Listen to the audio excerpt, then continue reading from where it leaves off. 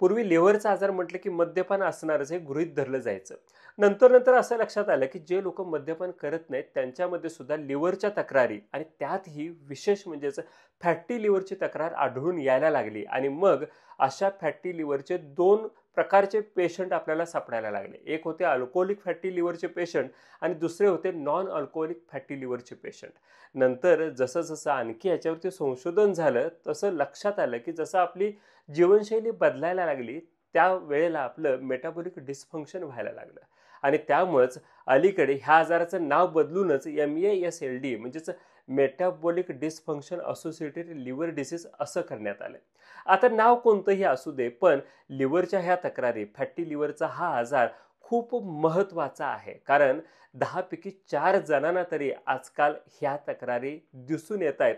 आणि म्हणूनच ह्याचं सायलेंट एपिडेमिक जगभरात ह्याची साथच आले असं म्हटलं जातं. आणि ह्या साथीमध्ये आपण तर नाही ना हे आपल्याला कसं कळेल? आपलं लिव्हर व्यवस्थित आहे की आपल्याला सुद्धा फॅटी लिव्हरचा आजार आहे हे कोणत्या लक्षणांच्यावरून समजू शकतो? ती लक्षणं आपल्याला आज बघायची आहेत ह्या व्हिडिओमध्ये. लिव्हर म्हणजेच यकृत आपल्या शरीरातला सगळ्यात महत्त्वाचा अवयव आहे.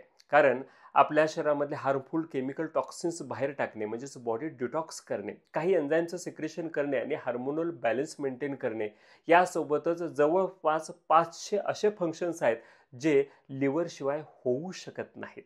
आणि त्यामुळेच मेंदू आणि हृदयाला जेवढं आपल्या शरीरामध्ये महत्त्व आहे तेवढंच महत्त्व लिव्हरला यकृताला सुद्धा दिलेलं आहे. आयुर्वेदामध्ये रक्त हा खूप महत्त्वाचा धातू मानला जातो आणि ह्या रक्ताचं स्थान सुद्धा लिव्हर म्हणजेच यकृत आहे असं सांगितलं गेलंय. आणि म्हणून ह्याचं आरोग्य जपण्यासाठी आपल्याला विशेष प्रयत्न करणं ही गरजेचं असतं. ज्यावेळेला ह्याच लिव्हरमध्ये फॅट डिपॉझिशन होतं त्याला आपण फॅटी लिव्हर असं म्हणतो. आणि त्यामुळं लिव्हरचे नॉर्मल फंक्शन्स व्यवस्थित होऊ शकत नाहीत आणि मग काही लक्षणं दिसतात. त्याच्यापैकी 10 महत्त्वाची लक्षणं आपल्याला बघायची आहेत ज्याच्यावरून फॅटी लिव्हर आहे की नाही हे कळू शकतं. आता लिव्हर हे आपल्या पोटामध्ये उजवीकडे वरच्या बाजूच असतं. ज्यावेळेला फॅट डिपॉझिशन होतं त्यावेळेला लिव्हरला सूज येते आणि त्यामुळं सगळ्यात पहिलं लक्षण आपल्याला इथं दिसतं की आपल्याला पोटात उजव्या बाजूला वरतीकडे काही वेळेला वेदना जाणवतात आणि जडपणा, एखादी जड वस्तू तिथं ठेवले असं प्रत्येक वेळेला वाटायला लागतं. काही पेशंटमध्ये अशाच पद्धतीची लक्षणं प्लीहेकडे म्हणजेच पोटात वरच्या बाजूला डावीकडे सुद्धा ही लक्षणं दिसू शकतात. त्यानंतर दुसरं लक्षण दिसतं ते म्हणजेच विनाकारण येणारा थकवा. कारण लिव्हर आपण जो काय आहार घेत असतो त्याच्यातून जी एनर्जी आपल्याला मिळत असते त्याच्या कन्व्हर्जनसाठी लिव्हर मदत करत असतं. पण जिथे लिव्हरचंच फंक्शन व्यवस्थित होत नाही तिथं आहारातून ऊर्जा बनवण्याचं काम सुद्धा व्यवस्थित होत नाही आणि त्यामुळं त्या पेशंटला विनाकारण थकवा जाणवतो आणि गळून गेल्यासारखं वाटायला लागतं. आणि त्यानंतर तिसरं लक्षण म्हणजेच अचानक वजन कमी होत जाणं. आता इथं सुद्धा न्यूट्रिशनचा संबंध आहे. कारण जो आपण आहार्य सगळे घटक घेत असतो त्याच्यातून ऊर्जाच बनत नाही आणि तिथं आपल्या शरीराचं पोषण तरी कसं होणार आणि मग वजन टप्प्याटप्प्याने कमी व्हायला लागतं. लिव्हर आपल्या शरीरामध्ये पाचकस्राव तयार करत असतं आणि त्यामुळं जेव्हा लिव्हरचंच कार्य बिघडायला लागतं त्यावेळेला पाचकस्राव सुद्धा व्यवस्थित तयार होत नाहीत आणि मग आपल्याला पचनाशी संबंधित लक्षणं दिसायला लागतात. ज्यामध्ये खाल्लेलं अन्न पचत नाही, जेवणाची इच्छा होत नाही, थोडंफार खाल्लं तरी पोट भरल्यासारखं वाटतं, जेवण पोटात आलं तर लगेच मळमळ सुरू होते, ही लक्षणे दिसतात. आता हेच पचन बिघडायला लागल्यामुळे पोटात गॅसेस सुद्धा होतात आणि करपट आंबट ढेकर सुद्धा यायला लागतात. असाच त्रास जर जास्त दिवस सुरू राहिला तर आपल्याला त्वचेवरती सुद्धा लक्षणं दिसायला लागतात. त्वचा पांढुरकी पडायला लागते आणि डोळे सुद्धा पिवळट व्हायला लागतात. नंतर काही दिवसांनी आपल्याला हीच लक्षणं पायावरती सुद्धा दिसायला लागतात. पायावरती लाल तपकिरी रंगाचे चट्टे उठायला लागतात. अनेक वेळेला तिथं खाज सुद्धा असते आणि व्हेरिकोज व्हेन सारख्या तक्रारी सुद्धा ह्याच्यातूनच सुरू व्हायला लागतात. फक्त पायावरतीच नव्हे तर सगळ्या अंगाला आग उठणं किंवा त्वचेवरती अनेक ठिकाणी काळे डाग सुद्धा ह्याच्यातूनच उठायला सुरुवात होते आणि मानेवरती किंवा काकेमधल्या त्वचेला जास्त काळसरपणा सुद्धा दिसायला लागतो. लिव्हर हा आपल्या शरीरातला डिटॉक्स ऑर्गन असतो आणि त्याचंच काम बिघडायला लागल्यामुळं आपल्या शरीरामध्ये अतिरिक्त पाणी आणि मेद सुद्धा साचायला लागतो आणि त्यामुळेच पोटावरती फॅट जास्त दिसायला लागतं, पायावरती सूज दिसायला लागते, डोळ्यांच्या भोवती सुद्धा ह्याच्यातूनच सूज दिसणं सुरू होतं. काही वेळेला तर संपूर्ण अंगावरती सूज आलेली दिसायला लागते. बऱ्याच वेळेला आपण बघतो की जर शरीरात पाणी कमी पडलं तर युरिनला पिवळं व्हायला लागतं. पण जर फॅटी लिव्हरची तक्रार असेल तर असं कुठलंही वेगळं कारण नसताना सुद्धा लघवीला पिवळेपणा यायला लागतो. कुणाकुणामध्ये तर मल म्हणजेच स्टूल सुद्धा काळ्या रंगाची व्हायला लागते. आता ही जी सगळी लक्षणं आपण बघितलीत, ही सगळीच्या सगळीच लक्षणं प्रत्येक पेशंटमध्ये दिसतीलच असं नाही. ह्यातलं काही लक्षणं त्या पेशंटमध्ये दिसू शकतात आणि काही लोकांच्यामध्ये तर ह्यातलं एकही लक्षण दिसत नाही. म्हणूनच ह्याला सायलेंट डिसीज असं म्हटलं जातं. आणि मग एखादा रेग्युलर हेल्थ चेकअप करताना किंवा मूतखडासारख्या दुसऱ्या कुठल्यातरी कारणासाठी ज्यावेळेला हे पेशंट सोनोग्राफी करायला जातात, तेव्हा त्यांच्या लक्षात येतं की आपल्याला फॅटी लिव्हर हा आजार आहे.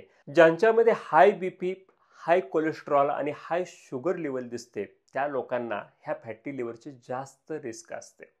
यासोबतच ज्यांचं वजन खूप जास्त आहे, ओबेसिटी आहे, पीसीओडीची तक्रार आहे किंवा थायरॉइड हार्मोन कमी होण्याची म्हणजेच हायपोथायरॉइडिझमची ज्यांच्यामध्ये तक्रार असते, त्यांना सुद्धा ह्या फॅटी लिव्हरचा जास्त धोका असतो.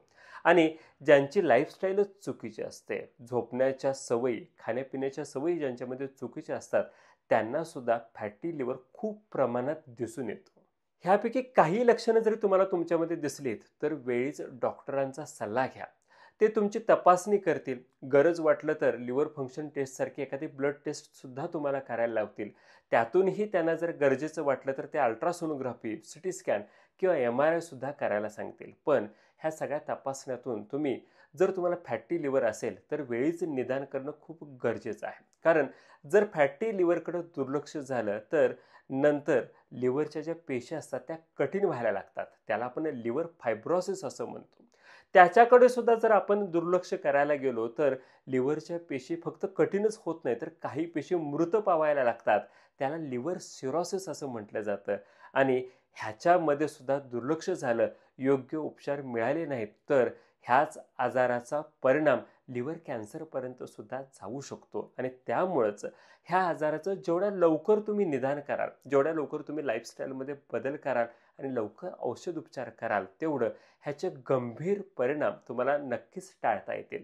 आणि आणखी एक महत्त्वाची गोष्ट म्हणजेच मेंदू, हृदय ह्या अवयवांना जर कुठलाही त्रास जर झाला तर आपल्याला लगेच त्याचं लक्षण दिसतं. म्हणजेच ते अवयव ओरडून सांगतात की मला हा त्रास आहे आणि आपल्याला त्या आजारांचं निदानसुद्धा पटकन व्हायला सोपं जातं.